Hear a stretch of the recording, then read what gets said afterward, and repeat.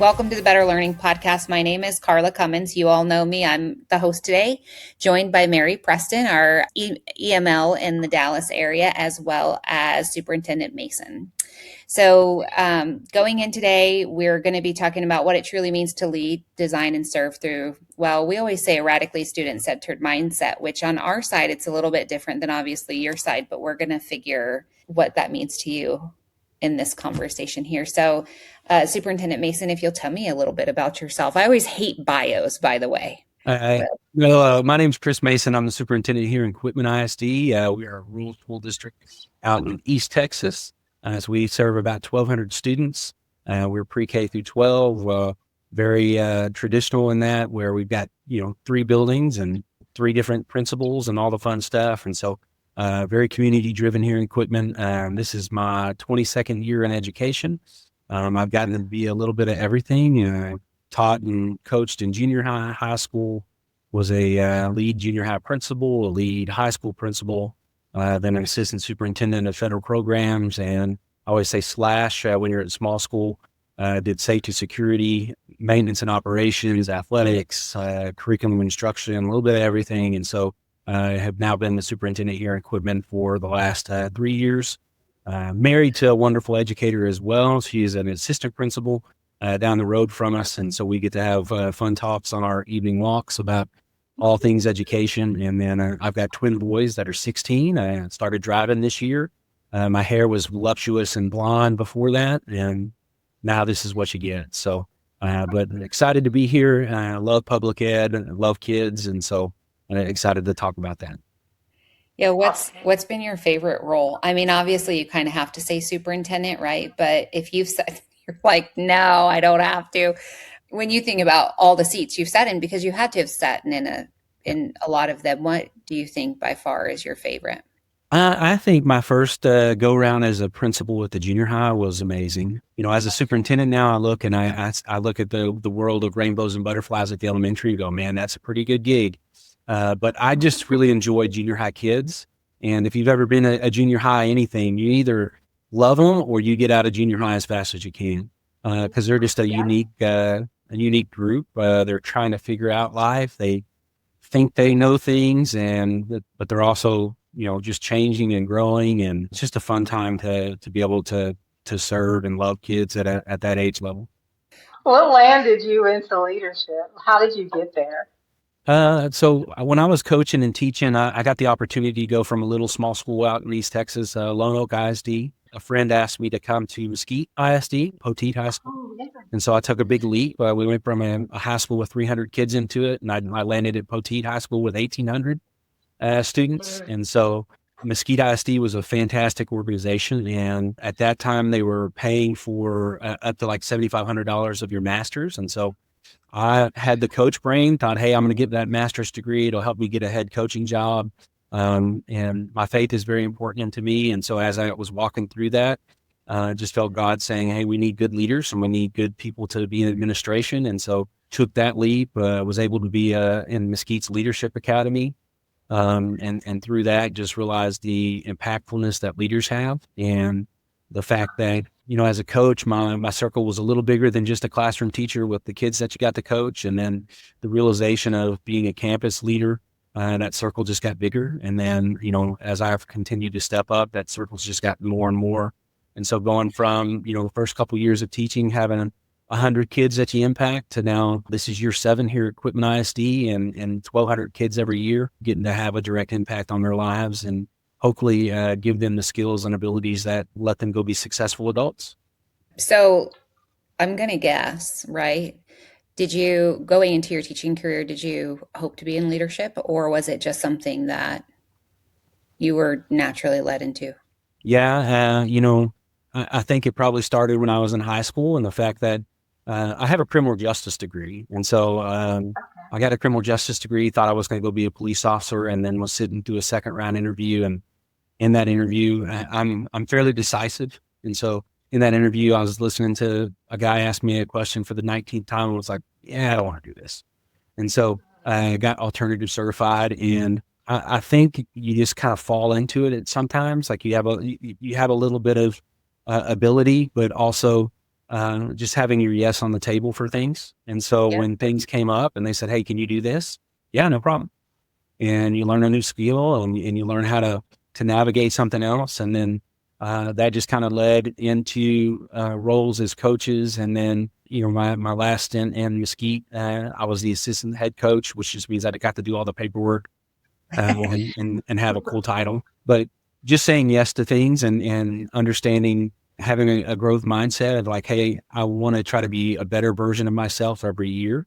And how can I do that? And so leadership stretches that and really makes you dive into it and go, okay, how can I be a better version of myself to help serve people? My definition of success is, am I giving people the tools and abilities to chase the things they want and the dreams they want? And so that process has always kind of been the underlying reason why I say, yeah, I can do that. Yeah, I can do that. And so it's worked out.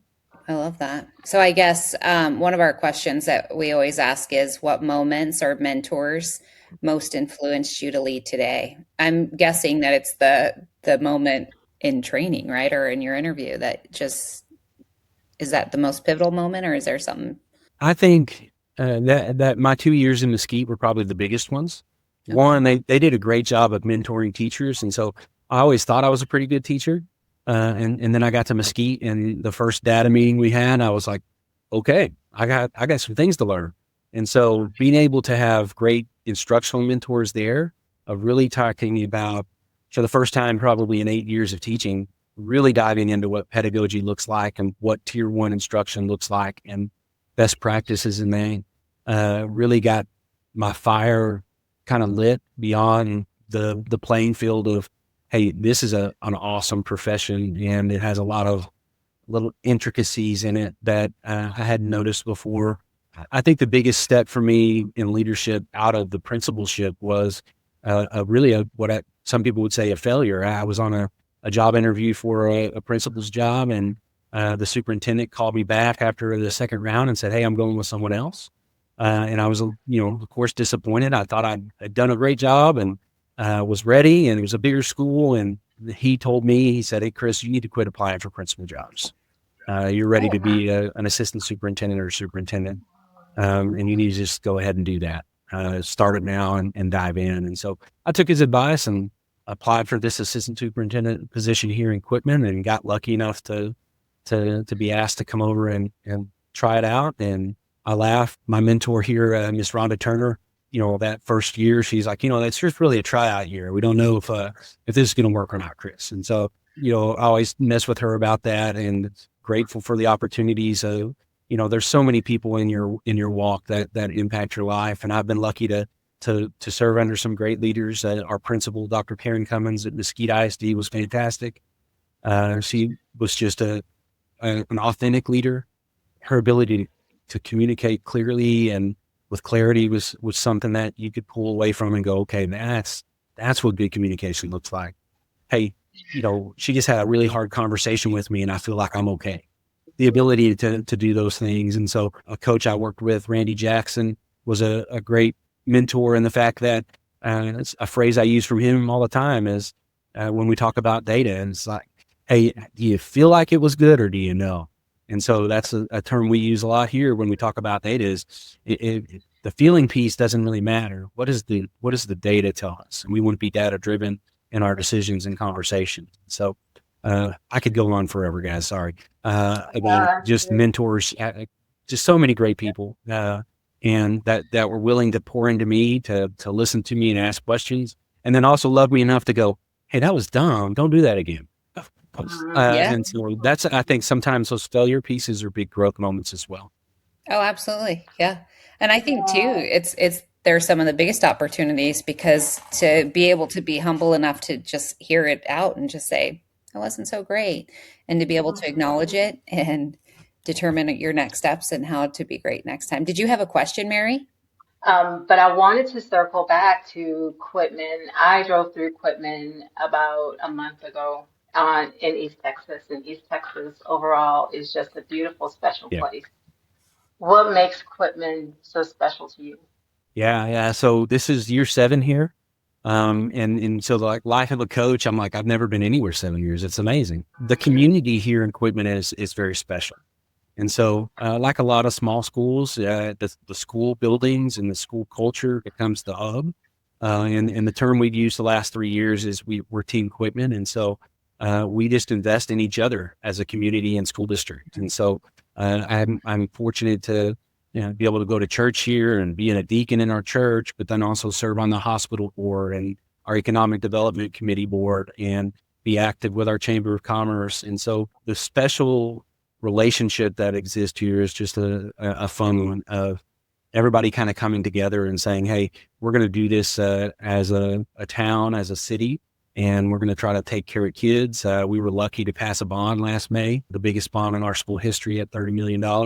And that comes from having such great community members that served on our facility committee. And then we're able to go out and really talk to folks and fight for our kids and say, hey, this matters not only to the kids that are going to get to use it year one, but 50 years down the road. And so being able to just talk about those impacts and how important it is. So Quitman's a special place in the fact that it just has a whole lot of great people that want to do what's best, not only for the city, but for us as a school district as well.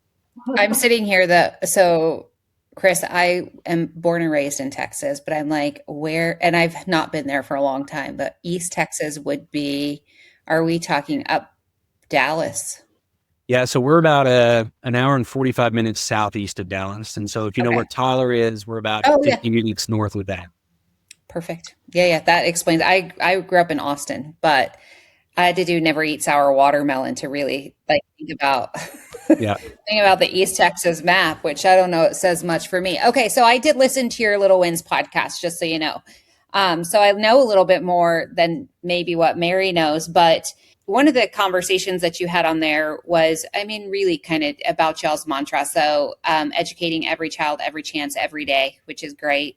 And something that definitely resonated. But I think one of the biggest things that I took away from was when you were talking about your district and the way that you lead it is the transparency to communicate and the openness that you really, I guess, embody throughout the school with your school leaders and teachers and everything else.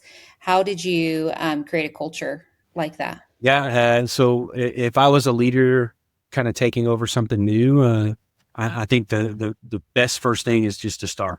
When I first took over, that was the emphasis, was really, hey, we want to make sure that there's not a stigma with central office versus everyone else. And so that really starts with being present and out and about and being available. So you can be present and not available. I used to joke if I didn't want to, when I was a principal, if I didn't want anybody to talk to me, I just got a cup of coffee, a clipboard, and I would look kind of angry and walk fast. And people thought, man, he's busy.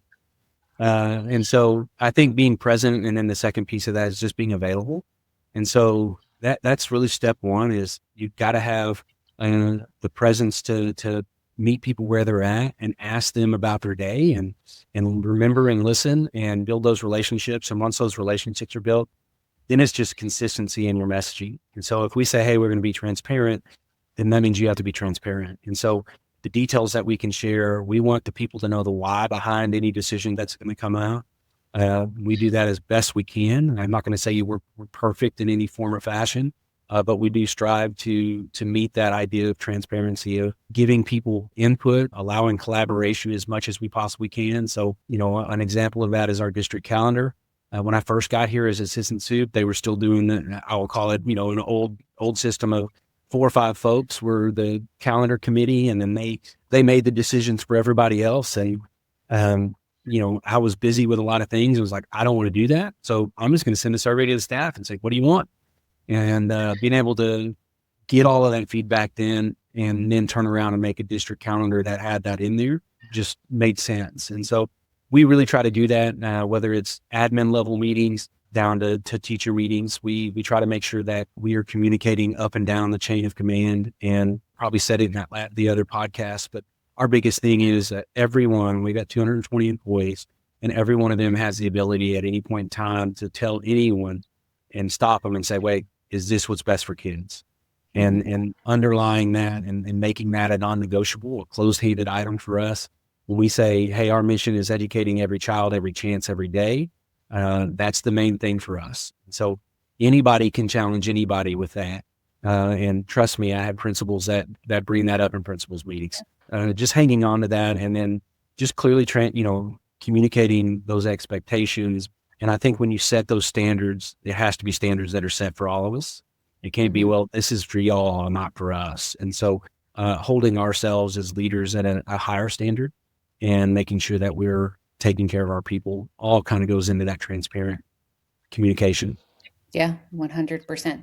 So that kind of might tie into the next topic of conversation. We always say, or we started saying on the podcast, I just say we, but it was really Kevin, the owner of K-12, but he started saying radically student-centered. As we were having conversations, it was like, wow, that is radically student-centered. Radically not in any way whatsoever a bad thing, but radically in terms of passionate, right? Or however you want to describe it.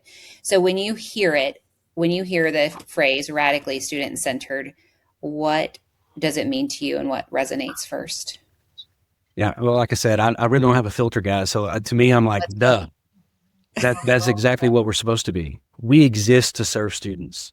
We don't exist to create paychecks and make buildings or do anything else. We exist as an entity at Quitman ISD to serve and better the lives of the students that walk through our hallways. And so to me, that's what it is. It's like, well, we can say it, but do we mean it?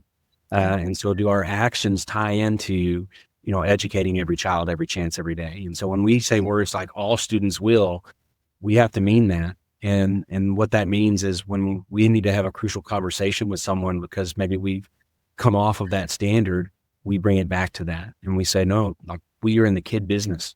It's not about the adults. The adults are important, but the adults are not primary here. And so we do have people that are going to push back on that and say, well, if you don't take care of your teachers, they can't take care of kids. And I'll say, you're absolutely right. But our first and foremost goal is to take care of our kids. And so, I think when you hear, being radical in that approach, I think it just means being consistent in it. It can't be when it fits or when it's easy. It has to be in all of the times. Yeah. And we always just circle back to it and just say, is it what's right? Is it what's best? Is it what's best for kids and for students, especially in what we do on a day-to-day basis? Did you have a question, Mary? Well, when you lead with that, when we're going to do everything that's right for kids, there are a lot of hard decisions that become pretty easy at that point, doesn't it? Yep. Yeah. I mean, it just clarifies your mission, right? And so we talk about that in our leadership conversations of we're going to let the standard be the bad guy. And we're going to be very upfront. And, I'm going to be the superintendent that stands in front of everyone and says, look, education's hard. If you're getting into this job because you think it's going to be rainbows and sunshine all the time, then you're mistaken.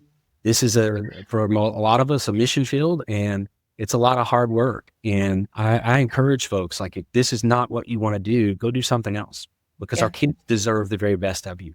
We have to let people have room to own that. And we have to let them, mine is, I want to make sure that they know, like, every day you show up as an educator. And when I say educator, I mean our food service. I mean our child nutrition. I mean our bus driver. Every day you have the opportunity to impact a student life in a positive manner. Let's have a sense of urgency with that. Let's make sure that we know what we do is impactful and let's get after the good work. So in your district and in your role, what problems are you trying to solve? Well, I think a lot of schools in Texas right now are still trying to navigate all the new legislative stuff and that environment. I think the news sometimes gets out that, hey, all this bad stuff's happening in public schools. And what I try to tell folks when I run to them at church or the grocery store is, no, like, come volunteer, come be a part of our school district. It's just, are we going to have problems? Are we going to, have the occasional upset parent? Absolutely. When you have 1,200 students and you're serving, 900 plus families, you're going to run into issues. And I said, that's not the full picture. And so we do our best to navigate those and remedy situations the best we can. But, a saying that my assistant superintendent loves is, if you want to make everybody happy, go sell ice cream. And so I like it. There are times when we're going to do as much as we can, and we're still going to have people upset with the outcome. And so owning that, and we can still be apologetic. We can still say, hey, we're very sorry. The outcome is here. We don't want to ever be here, but this is what we can do. And so, I think that perception, is still out there. And right now, I think is still just building trust with folks to let them know, like, hey, we're not doing secret things. We don't have secret meetings where we just talk about, how to get kids or do anything bad. We're an open book. If you want to come to our school, come on. We'll get you a volunteer packet. We'll put you to work, and we'll let you come see what we're dealing with. And I think the other big challenge most public schools are, and this is nationwide, dealing with is just the behavioral outcomes that we're seeing in our younger kids. Really, when we start in early August, it's been challenging. We do have more kids that are coming to us with less of a toolbox to self-regulate. And so, how do we address those behaviors? How do we do it in a positive way to get them on track so that they can get to learning? And so that is probably one of the bigger pieces that I think all public schools, and superintendents are dealing with, is how do we support our teachers? How do we support those kids, and how do we support those families in continuing to get them ready to be in school? It's crazy. I had that conversation this morning standing in my kitchen with my 15-year-old. She's a freshman in high school, but it is the anxiety associated with all aspects of things. And I'm like, it doesn't end. Whether or not you're 15, 16, 25, 48, 52, it does not make a difference. It's a matter of how you handle it and the pace that you set. And she looked at me and she's just like, you don't understand what I'm talking about. Yeah. But the reality is like, it's a topic of conversation across the board, right? I do think there's a piece to hang on to when we talk about the word grit, getting kids to understand, like, hey, that doesn't mean you're not going to feel those feelings. It doesn't mean you're not going to have anxiety. It doesn't mean you're not going to have a bad day. It just means that you're going to dust yourself off, get up, and do it again the next day. And so there's something to be said about, are you tough and can you handle it? Because did you ever read the Angela Duckworth book, Grit? Yep. It's really good. Yeah. Yes. When we work with schools at K-12, it's not just about furniture or design. It's about impact. Our radically student-centered approach puts students at the center of every decision.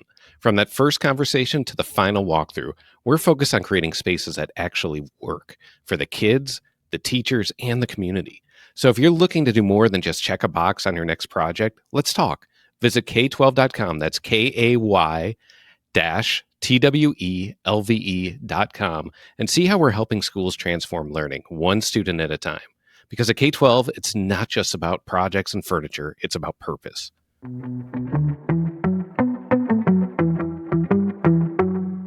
Well, so in your district, when you look at students, right, like student voice is always incredibly important. How do you, as a superintendent, you're spread out, right? But the student voice has got to be important. So how do you consider kids and what? And I think that's probably the hardest piece to grab a hold of at times, because we do want to take care of teachers. I do a lot of work with, surveys and listening tours and sitting down on campuses and letting people come to me and talk. And I think sometimes what we forget is that our students are a main part of that. And so one thing that we did implement this year is a senior 12th grade survey, just kind of hey, how do we do? And so it's been eye-opening. I laugh. I think we got a really good lunch program. Our ladies work really, really hard. I think if you ask any student anywhere, they're going to say, well, lunch isn't great, regardless of where you go. And so you see those kind of comments, but then you also, a positive for us was out of the 50 or so responses I got was one of our questions was, do you have a trusting and caring adult in the building? And every one of them said yes. And so we're capturing kids' hearts, school district. We practice it. We believe in it. We work hard at it. And so for me, that was a win as a superintendent. We want to make sure when kids come to us, they have somebody they know is their champion, right? And they know, hey, this person, regardless of how my day's going, regardless how I perform, at least that one person loves me and can take care of me. If I need something, I can go to them and say, hey, help. And so that was a big win for us. But then, it's also great information to see of like, hey, where your classes are. And some of those kids say, no, like, well, dang it, I don't want that response. I want our kids to work hard when they're here. And Well, so, and be challenged, right? Like, yeah, we want them to be prepared for life, and whether that's college or a trade school or just right to the workforce, we want them to be challenged academically in a way that prepares them for that. And so that student voice has been big, and then something we'll be rolling out in the fall, which is new for us as well, as a student advisory committee. And so we'll use juniors and some junior high kids as well, but really trying to have like quarterly meetings with them to say, hey, what are y'all seeing and hearing? What are things that we need to know as adults? And I just read an article not long ago that said, hey, your influence as an individual to others is really kind of bookend by 20 years. And so if I'm 45, that means I can go 20 years down and have impactful conversations, or 20 years up. And quickly enough, that 20 years doesn't reach those 15 and 16 and junior high kids anymore. And so we're trying to stay up on what's important to them, where they are having stress points and what is causing them anxiety. Because if there are things that we can remove, if we can look at constraints and barriers to address, then we want to. But for us, I think we're in our infancy of really having strong student voice. It's definitely something on our radar that we need to do a better job of. And because we know that, it's like, okay, well, what's the next best step? Well, the next best step is starting something, Chris. Get after it and get moving. And so that's really where we're at in Quitman ISD. Is I think we've done a great job of listening to our adults, and now it's really, okay, we need to start hearing from our kids. yeah, I mean, sometimes you might be surprised by the squeaky wheels, that aren't of that adult age. I think it's always eye-opening for us in our day-to-day work what their needs and expectations are. It's like doing an anonymous survey, right? What happens? Well, we get upset when we hear negative things. Well, why do we do that? Well, because it pushes against our assumptions, right? And so I think when you create student voice, you're giving them an opportunity to push against assumptions. And so we can do one of two things. We can shut down and get upset that they're attacking us personally, or we can go, okay, hey, their perception is their reality. How do we address them? Yeah. And it can change, I mean, your perception of what it is, right? And two, a complete and total different way of what you think is we're doing a great job at. Sometimes we learn we're not. We go through that every single day. Well, so let me ask you a question then. As you look at yourself, right? Obviously a leader, how can leaders build trust while leading change? Because obviously you just passed a bond. I don't know what your bond was on, so I apologize. I didn't go that deep today in looking at it, but like you're obviously pushing change within your district, and it was communicated well to your community, or else your community wouldn't have voted, in favor of that. So how do you think that leaders can build trust, or the best ways? Yeah. Well, we've already talked a little bit about transparency. I think you have to show people where you're at. And so a big conversation for us this year is we're a really good school district, and we want to own that, and we want to celebrate that. But then you have to invite folks to come along for a fun journey, right? Is like, we're a good school district. Do our kids deserve greatness? And when we talk about that, that's a scary conversation, because then it's, what is this guy talking about? Like, what does that stand? And so I think you have to really clearly show, hey, this is who we are right now, and this is who we could be. And here are the steps that I see that we can get there. But I want your voices to come with me. I want you to say, hey, what do you see? And then having those conversations about, are we ready? And change is tough. It's one of those things most people will push back on, even though change happens every day, right? Mm-hmm. Change is inevitable. And so for me as a leader, I'm easy with change. That's my personality type. I was the teacher that was going to change the desk arrangement probably every 2-3 weeks because I got bored. For me, it's, as a leader, is understanding that for me to go fast, I've got to go slow, right? For me to help implement change, then we have to really do our homework. We need to front load information as much as we can. And then we need to find those other folks who are ready to jump on board and help push the rock up the hill, right? We need to find those folks and let them be part of the process. Let them have a voice in the change that's taking place. And then once they get a voice, listen to it. And whenever they say, hey, I don't think that's going to work, before we dive off into it, go, tell me more. What do you mean?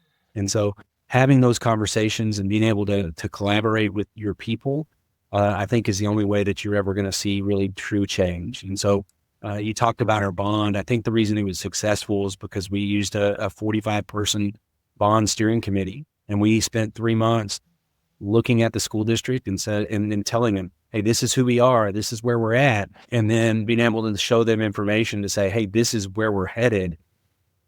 What do you guys think we need? And so for us, that was an 8-room expansion at the elementary, a 4-room expansion at our junior high, a remodel of a locker room in the girls' side of our gym that hadn't been touched since 1960. It's a 20,000 square foot career tech building. It's a new baseball field that is housed on campus versus off-site. For me, change is one of those things that, hey, it's inevitable. As a leader, are you looking 5-10 years down the road and then working backwards to help set your people up to be ready for when it comes? Because I think where you're going to find failure is if you show up day one and you say, hey, all of this A, B, and C is different now. Here we go. And when we never give any opportunity to let people sit with it and understand it and then move forward with it, then you won't be successful. A prime example of that is the testing that's changing in 2028. We're already having conversations with our admin team and our teachers about, hey, these changes are happening. We can do nothing now and wait. In 2 years, have to change everything, or we can go ahead and make some tweaks now. And we put that in front of our teachers and said, look, this is the box that we're going to have to work in 2028. What can we do right now that helps us get there? What are we doing right now already? And then what small changes can we make in the next 2 years so we're not trying to eat the elephant one bite? When you look at it, no matter where you are, whether or not you're sitting in as a superintendent or you're sitting as an employee look at we're within our company, we deal with change all the time, right? And our core value is be the change, because at the end of the day, you just have to be able to recognize that you may not always agree with the changes and it may not always align with what your beliefs are, but realistically, we're working towards a collective. And the biggest thing in a district is that you're working towards a community, right? And to know that the impact that your schools and your district makes within a community is so pivotal.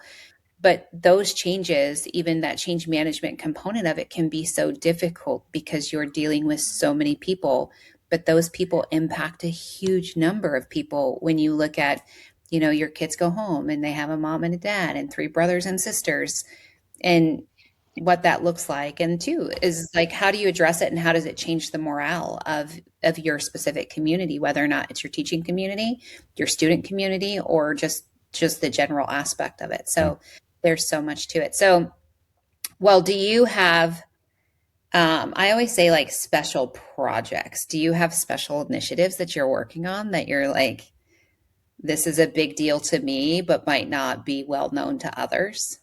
Yeah, I probably have like 7, but I'll go with one that's on the top of my head. The last 2 years, through a partnership with the Wood County Hospital Board, have partnered with a group called Andrews Center to provide mental health supports to our school students. And what that looked like originally is we got in the same room and basically they said, hey, we had this opportunity. Y'all interested? I'm the world's worst negotiator, by the way. You're not supposed to tell people that. I know that. That's why one of the reasons I'm not very good at it. And so when we met, they said, hey, there's this opportunity. Andrews Center can come provide mental and behavioral supports on campus. And I said, look, let's try it. If it impacts one kid's life, then it's important. Let's try it.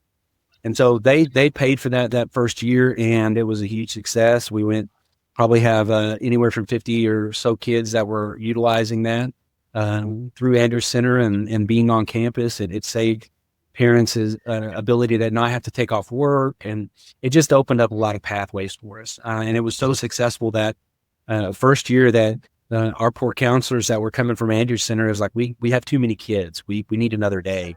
And so I, again, world's worst negotiator. I just told the Wood County Hospital Board, I'm like, look, we're going to increase it. If y'all can keep your 50, you can keep your share, then we'll take on the other share. And then I had to kind of sneak into the business office, manager's office, and say, hey, by the way, we got to find this much money. But it has been a huge undertaking, but also just a wonderful support for our kids and our family. We see probably about 80 kids a year through that program. And again, we just met this week or last week, are fixing to expand we went from 2 days to 3 days, and we're fixing to expand to a fourth as well. So did you negotiate that fourth day better? I haven't yet. So hopefully, but well, we haven't got that cost yet. And so I'll be honest, it's probably going to go the same way as the last one went. I'm going to say, look, if y'all keep giving us money, we're going to figure it out. I'll just cut some more of my own budget and figure, buy my own books. I don't know. Well, you look at it from the standpoint of it's not just, an initiative, it's an investment, because not that the families aren't investing in those kids, but to be able to have a space where that your school system or your school is directly impacting and contributing towards your mental health and the ability to provide mental clarity for kids is incredibly important. Yeah. Well, and for us, we're a low economic group. And so for them to have that access is access they wouldn't have otherwise. It's always those are easy yeses. So, Superintendent, you mentioned student wellness and discipline, trust in the community. What picture are you painting for the community for where Quitman is going? Like Vision 2030. Oof. Where's Quitman? Mary, you put me on the spot. I mean, honestly, when I talk to our staff and when I talk to our board, mine is we want to be the best school district in East Texas, and then we want to be the best school district in North Texas, and then we want to be the best school district in Texas. For us, I think that's the standard. Is look, we want to be the very best version of ourselves. And when I took over, we had a bad habit of kind of comparing ourselves to other school districts around. I'm like, oh, well, so-and-so's doing this and so-and-so's doing that. And I just wanted to start with, look, we're done comparing ourselves with anybody else but ourselves. Yeah. And so if we get a little better each year, then we're being successful. And so for us, if I said 2030, what do we want? Well, our career tech building will be open. We want to be the hub of our community. For me, I know we're being successful when kids graduate. They go out and see the world, they do the things, and then they come back. And that's another one of those special things about Quitman is that we probably have a little over 25% of our staff are alumni that went to school here, that see the things. And for me as a superintendent, it's, are we providing the very best for the kids that we're currently serving? And so, a career tech building, what does that do? Well, it opens up so many doors and so many opportunities that prior to the kids didn't have. And so for us, that's just the continual building process of, are we getting a little better? Are we getting a little better? Ideally, when we look at ourselves and we look at all those metrics and standards, whether it's the A through F, for us, it's all those, we do Lone Star governance here. And so we have a scorecard. Are we meeting our metrics to say we're growing in the right direction? And as long as we're drawing up arrows, then we're happy. If we're not, that's an opportunity for growth. How do we look at that and say, what's the problem of practice there? What are we missing? What needs more support? What needs more time? What might need more monetary supports? And so, and always trying to do that and take care of the people that we serve. Well, thank you for answering that, but I'm glad Mary put you on the spot. All right. Well, thank you so much, Superintendent Mason, for joining us. We appreciate you and all the work that you do, especially within your community and the impact that you have. As we close today, I wanted to just say thank you for listening to the Better Learning Podcast. If you, those who are listening, want to share your own experiences, go on and visit thebetterlearningpodcast.com, apply to be a guest through our social channels or anything else, and always be sure to subscribe and join. Thank you. The Better Learning Podcast is produced by Matt Rogers and edited by Kelly Jones. The views and opinions shared on this podcast are those of the individual speaking and do not necessarily represent the perspectives of their affiliated companies, organizations, or associations.